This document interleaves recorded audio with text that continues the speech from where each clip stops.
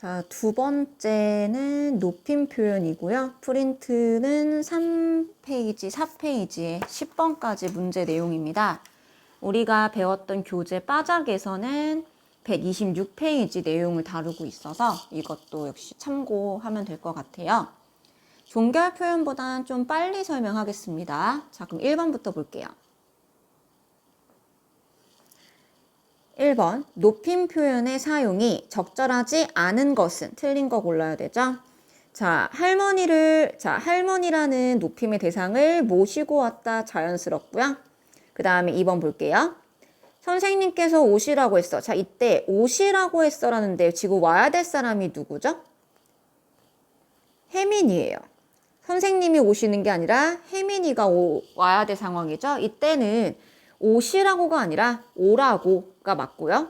그 다음에 이제 마지막에 나오는 했어의 경우에는 누가 한 말이죠?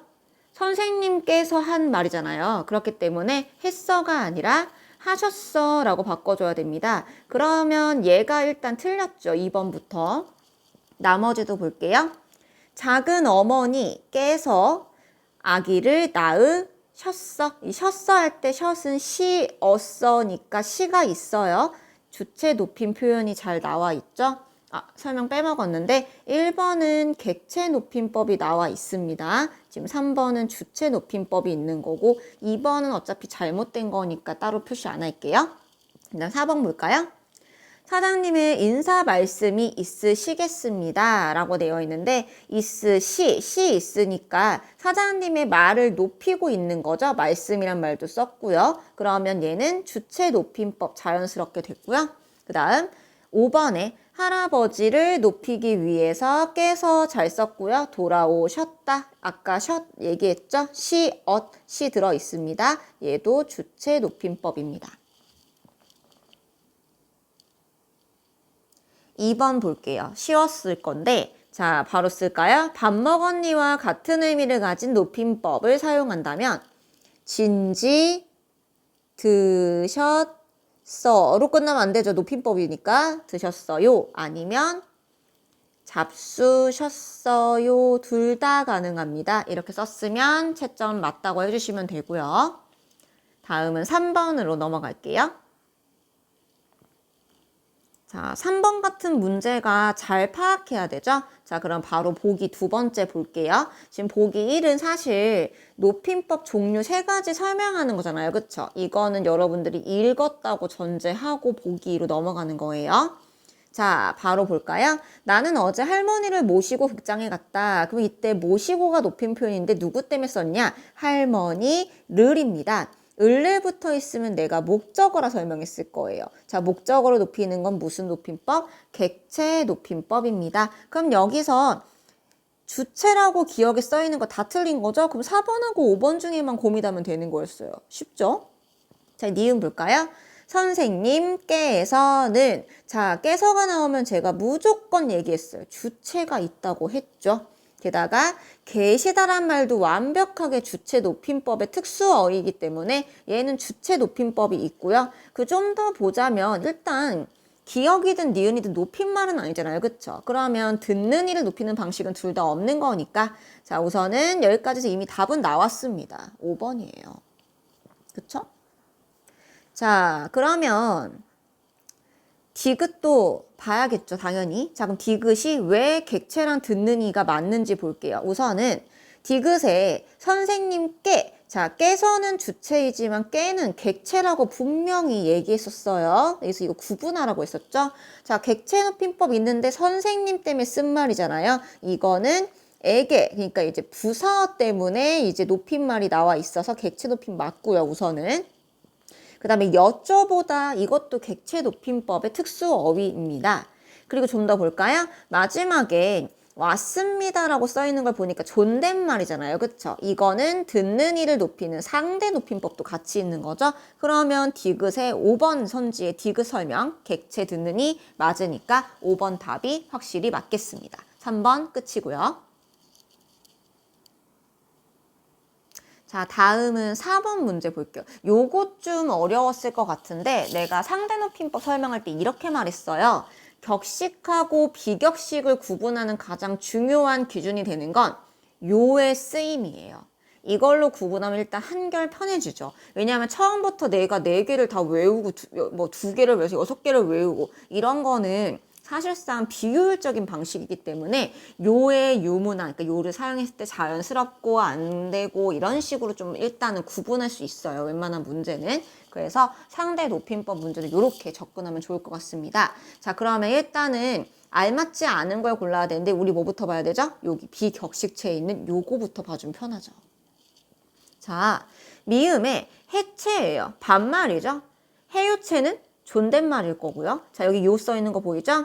지금 얘랑 이 둘의 차이는 뭐다? 요를 붙이면 존댓말인 해요체가 되고 요를 빼버리면 해체, 반말이 되는 거죠. 자, 그러면 해체의 의문문에 공부하니라는 예시가 나와 있어요. 근데 여기 지금 반말이니까 얘를 존댓말로 바꾸고 싶은 요를 붙일 거 아니에요? 얘가 비격식체니까. 근데 공부하니요? 너무 이상하죠? 이거는 뭐예요? 비격식체가 안 된다는 거죠. 애초에 미음이 예시가 틀렸기 때문에 곧바로 5번 고르고 나머지는 아 맞구나 내가 이걸 이렇게 공부해야겠구나 라고 다시 한번 보는 역할로만 사용하세요. 학교에서 얘를 외우라고 하면 얘가 시험 범위가 될 거기 때문에 그때 가서 외워도 나쁘지 않아요. 지금은 이 정도로도 문제 풀 수 있어요.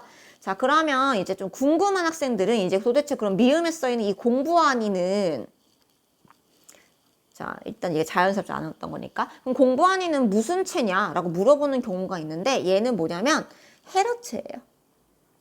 그러니까 해체 잘못 들어오는 거죠. 답은 어쨌든 5번입니다. 자, 밑에 5번 문제 한번 풀어볼게요. 요거 잘 읽어야 되네요. 이따의 경우에는 2가지 높임법이 있다는 거죠. 있으시다 아니면 계시다를 쓸 수 있다. 그런데 있으시다는 간접 높임일 때 쓰고 계시다는 직접 높임일 때 쓴다. 그럼 여기서 간접과 직접이 뭐예요? 하는 순간 우리는 문제를 매우 어렵게 풀게 되겠죠.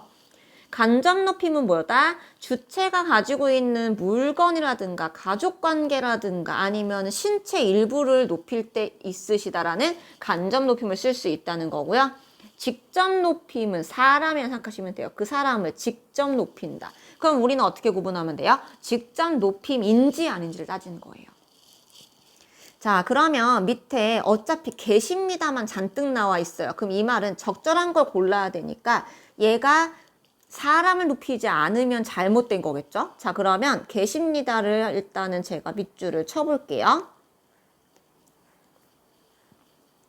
자, 물어보겠습니다. 계신 게 뭐예요, 지금 여기? 잘못이 계신 거죠. 잘못 사람인가요? 아니죠.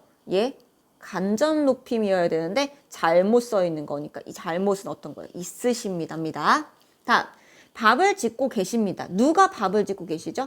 어머니. 이거는 사람 높인 거 맞지 않아요? 그쵸? 직접 높임이죠? 얘가 쓰임이 올바른 겁니다. 나머지 볼게요. 자, 계신 거. 지금 뭐가 계셔요? 네, 상처가 계셔요. 근데 상처가 사람인가요? 아니죠. 즉, 상처는 있으시다가 돼야 되니까 간접 높임의 형태로 바꿔줘야 됩니다. 자, 4번 볼까요? 계시기를 뭐가 계셔야 돼요? 행운이요. 행운은 사람 아니잖아요. 그쵸? 얘도 간접 높임을 써야 되는데 직접 높임 쓴 거니까 있으시기를로 고쳐야 됩니다. 마지막 5번에 선생님께는 네, 일단 계신 건데 지금 선생님 계신 게 아니라 강아지가 계셔요. 강아지는 사람 아니잖아요. 높일 필요가 없죠. 그렇기 때문에 얘도 간접 높임 형태에 맞게 강아지가 있으시다고 해 라고 쓰는 게 맞습니다. 그래서 5번의 답은 2번이 됩니다. 자, 3페이지의 마지막 6번 문제 풀이해 볼게요. 조금 더 확대해 볼게요. 크면 좀 보기 편하죠? 자, 6번 보겠습니다. 이번에는 주체 높임과 객체 높임이 모두 나타난 문장인데, 자, 우선은 이런 어떤 주체랑 객체를 표시하는 표지들이 있잖아요. 그쵸? 걔네들을 찾아내는 게 되게 중요해요. 자, 그래서 얘는 제가 형광펜으로 한번 표시해 볼게요. 1번부터. 선희는 선생님께, 자, 깨는 뭐다? 객체다. 궁금한 것을 여쭈어 보았다. 여쭈다도 객체다. 됐죠? 얘는 1번은 뭐예요? 주체가 없기 때문에 조건에는 맞지 않아요. 자, 두 번째 볼까요? 어머니께서는, 께서 뭐예요? 주체죠. 할머니를 모시고 객체죠. 공원에 가셨다, 가시다, 주체죠. 얘가 둘 다 있네요. 얘가 답이겠죠? 하지만 3번, 4번, 5번도 고른 분들이 있을 수 있기 때문에 설명할게요. 할아버지께서는 주체죠. 늦은 시간까지 거실에 계셨다. 아까 위에서 봤던 예문이네요. 주체 높임밖에 없습니다. 이거는 객체가 없으니까 해당하지 않을 거고요. 4번 볼게요.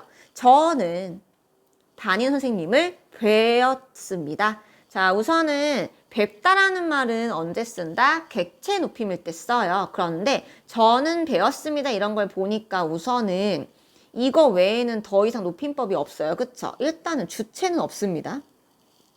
그러니까 해당하지 않겠죠? 마지막 선생님께서는 뭐라고요? 주체 높임이라고 했어요. 편찮으시다. 이것도 선생님이 편찮으신 거니까 얘는 주체입니다. 즉 객체가 없기 때문에 해당하지 않아서 답은 2번이 되겠습니다.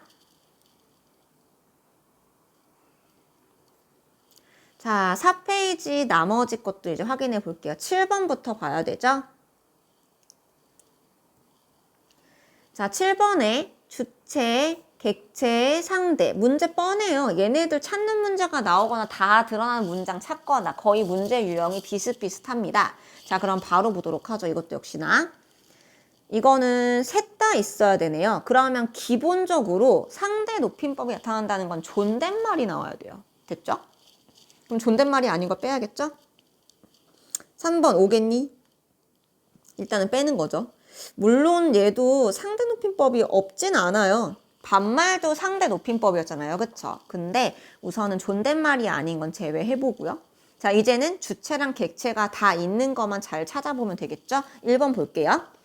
어머니께서는 계십니다. 자, 얘는 주체는 있지만 객체가 없습니다. 땡.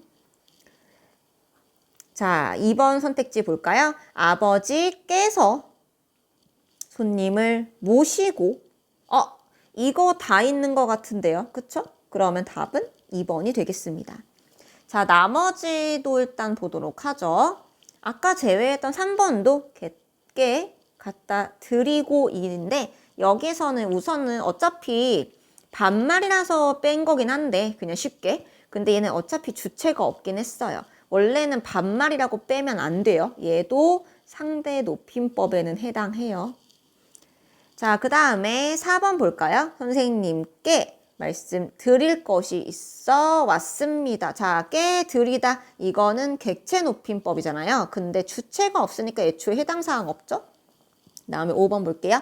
삼촌께서 사주셨어요니까 주체밖에 없어요. 이거는 객체가 없으니까 역시나 해당 사항 없기 때문에 2번이 답 되는 게 맞습니다. 7번 끝이고요. 8번 볼게요. 보기를 참고할 때 이것도 알맞지 않은 거 고르는 거네요. 자, 이것 좀 문제 어렵다 생각할 수 있는데 보기만 잘 읽어도 돼요. 자, 볼까요? 말을 높이거나 낮출 때 어떤 말을 쓴다? 말씀이란 걸 쓴다. 근데 말씀이 남의 말을 가리킬 때도 쓸 수 있지만 자기의 말을 가리킬 때도 쓸 수 있대요. 둘 다 높이는 표현이 될 수 있다라고 나와 있습니다. 자, 그러면 선택지 볼게요. 제 말씀은 그런 뜻이 아닙니다. 좀 약간 어색할지라도 보기에서 뭐라고 했어요? 자기의 말을 가리키는 거잖아요. 그래 괜찮죠? 2번 볼게요. 아버님 말씀도, 자, 아버님이는 거니까 아버님은 남의 말이긴 하죠. 그렇지만 높임의 대상이 한 말을 가리키는 거니까 얘도 말씀 잘 쓴 거 맞아요. 사장님께 드릴 말씀이 있어요. 이거는 뭐예요? 내 말일 거 아니에요. 그쵸? 자신의 말을 지금 낮추고 있으니까 요것도 자연스럽고요. 4번 볼게요. 선생님께서는 은수의 말씀에 관심을 보였다. 이때 말씀 누구의 말씀이죠? 은수잖아요. 그럼 이거는 높임의 대상이 이제 말하는 내용도 아니고요. 지 말도 아니에요. 왜냐면 사람이 이름이 써 있다는 건 3인칭이잖아요. 그렇죠? 자기 말이 아니죠. 그렇기 때문에 이게 답이 될 거고요. 그리고 5번도 볼게요. 선생님의 말씀대로 여기 보면 선생님 어때요? 높임의 대상이잖아요. 그러니까 이 사람이 쓴 말이니까 남의 말 높이는 거 맞죠? 그래서 8번의 답은 4번이 되겠습니다. 다음은 9번 볼게요. 이것도 잘 풀어야 되는 거네요. 이제 항상 주체 높임은 직접과 간접을 구분하는 게 가장 힘든 난이도로 이제 나올 거예요. 그래서 이거는 잘 보고 풀어줘야겠습니다. 자, 여기 설명 자세하게 나와 있죠? 이걸 읽었다고 전제하고 바로 볼게요. 자, 이거는 어떻게 구분하면 된다? 아까 앞에서도 봤지만 이제 높임법이 사용된 이제 부분, 즉 문장에서 서술어 부분을 찾아보고요. 그게 무엇을 높이는 건지를 다 연결해 보면 돼요. 이번엔 형광펜으로 표시해 볼게요. 기억에 찾으십니까? 잡수신다. 이렇게 체크할 수 있을 것 같고요. 2번은 계시지? 밝으셔가 있습니다. 3번은 있으시지? 있으시겠습니다. 뭔가 싸한데요. 일단은 4번도 계셔. 기르신 것이다. 기르시다가 있어요. 걱정이 많으신 것 같아. 많으신 것 같아.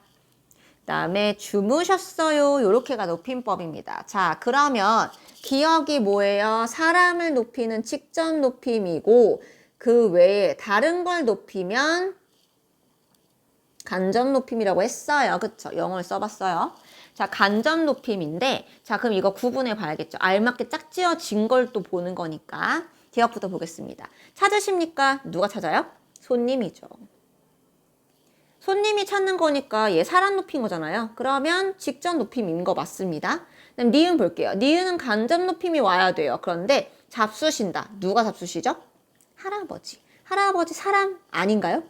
사람이잖아요. 그러니까 직접 높임입니다. 둘 다 직접이네요. 틀렸어요. 자, 그 다음 기억 볼게요. 어디에 계시지? 누구요? 선생님이요. 그러면 사람을 높이려고 계시지 쓴 거 맞죠? 그 다음 할머니께서는 귀가 밝으셔. 할머니가 밝으신 게 아니라 귀가 밝으신 거죠. 이거는 뭐예요? 사람이 아닌 걸 높이고 있잖아요. 할머니가 가진 신체 기관을 높이는 방식. 이런 게 간접 높임입니다. 답은 2번이네요. 여기서 끝나면 좋겠지만 우리는 나머지 선택지도 볼게요. 선생님께는 2명의 따님이 있으시지. 자, 요런 게 좀 어려운 건데, 자, 보면은 있으신 게 따님이에요. 근데 문제는 사람이긴 하죠. 이것 때문에 이제 어려워져요. 제가 아까 구분할 때는 아니 사람이고 아니고로 구분하면 된다고 하지 않았냐라고 했는데 사실 직접과 간접은 약간 그렇게 구분하면 요런 경우에 사실 문제가 생길 수 있어요. 쉽게 구분하는 건 일단 이렇게 사람인 것과 아닌 걸로 구분을 하되 요렇게 뭐 따님, 아드님 같이 어떤 가족 관계를 물어보는 문제가 나오면 조금 유의해서 보세요. 어쨌든 보면은 따님이 있으시지이긴 하지만 결국은 이 따님은 누구의 따님이죠?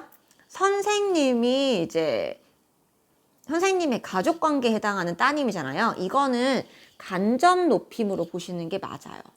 됐을까요? 만약에 내 친구에 대한 얘기를 했다면 내 친구는 딸이 있어 이럴 거예요. 근데 선생님이라 높인 거거든요. 따님이라고. 그래서 이거는 간접 높임이라고 보면 되겠습니다. 지금 잘 알아두고 다음에 틀리지 마세요. 니은 볼까요?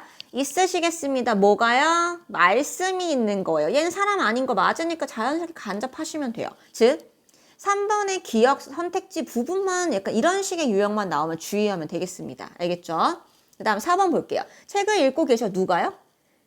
선생님이 읽고 있죠. 4번에. 그러니까 이거 직접 높임입니다. 다음 니은 볼까요? 4번에. 기르신 것이요. 누가요? 할머니가 길렀어요. 이거 직접 높임입니다. 5번도 볼게요. 걱정이 많으신 것 같아. 뭐가 많아요? 걱정이 많으셔요. 그러면 얘는 사람이 아닌 거네요. 간접이죠.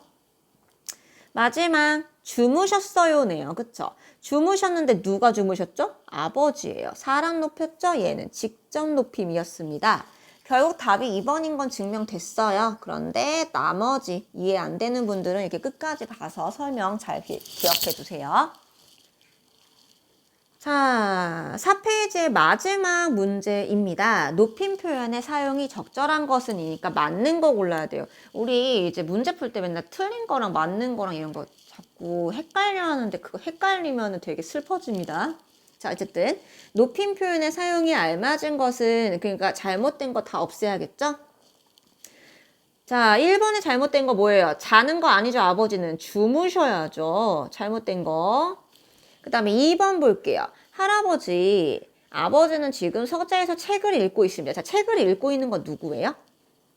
아버지예요. 자, 근데 이 말을 전달하는 대상이 누구냐면 할아버지잖아요. 그쵸? 할아버지랑 아버지를 비교하면 아버지가 더 낮은 사람이에요. 그러다 보니까 할아버지 앞에서는 아버지를 높이지 않는 표현이 원래 적절합니다. 이런 걸 우리는 압존법이라는 개념이 있어요.